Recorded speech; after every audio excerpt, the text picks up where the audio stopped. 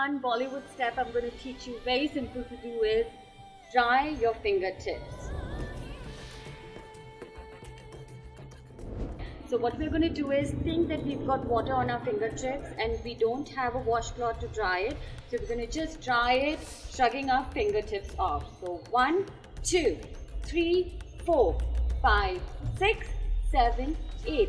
And when you want to dance with it and move, you go 1, 2.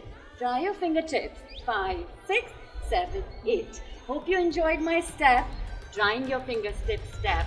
And you can add a lot more of this step and more steps into your own Bollywood dancing by joining my classes only on Amphy.com.